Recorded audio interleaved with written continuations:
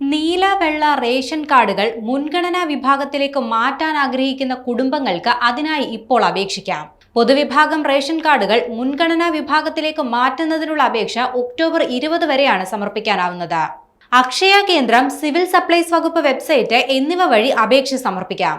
ഒഴിവാക്കൽ മാനദണ്ഡങ്ങളിൽ ഉൾപ്പെടാത്ത കുടുംബങ്ങളുടെ പൊതുവിഭാഗം റേഷൻ കാർഡുകൾ മുൻഗണനാ വിഭാഗമായ പിങ്കിലേക്ക് മാറ്റുന്നതിനുള്ള അപേക്ഷയാണ് ക്ഷണിച്ചത്.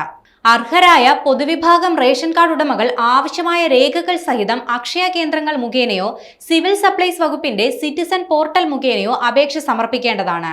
വീടിന്റെ തറ വിസ്തീർണം തെളിയിക്കുന്ന പഞ്ചായത്ത് സെക്രട്ടറിയുടെ സാക്ഷ്യപത്രം, സ്ഥലത്തിന്റെ 2025 നികുതി രസീത്, പഞ്ചായത്ത് സെക്രട്ടറിയുടെ BPL സാക്ഷ്യപത്രം, വില്ലേജ് ഓഫീസിൽ നിന്നുള്ള വരുമാന സർട്ടിഫിക്കറ്റ്, പട്ടികജാതി പട്ടിക വിഭാഗക്കാരാണെങ്കിൽ ജാതി തെളിയിക്കുന്ന സർട്ടിഫിക്കറ്റ്, ഭവന നിർമ്മാണ പദ്ധതി വഴി വീട് ലഭിച്ചവർ, ജീർണാവസ്ഥയിലുള്ള വീടുള്ളവർ, വൈദ്യുതി, കുടിവെള്ളം, ശുചിമുറി എന്നിവയില്ലാത്തവർ അത് തെളിയിക്കുന്നതിനുള്ള സാക്ഷ്യപത്രം, പരമ്പരാഗതമായ തൊഴിൽ ചെയ്യുന്നവർ, ക്ഷേമനിധി അംഗത്വത്തിന്റെ പാസ്ബുക്കിന്റെ പകർപ്പ്, മാരക രോഗങ്ങളുള്ളവർ അത് തെളിയിക്കുന്ന ഡോക്ടറുടെ സർട്ടിഫിക്കറ്റ് എന്നിവ അപേക്ഷയോടൊപ്പം നൽകണം.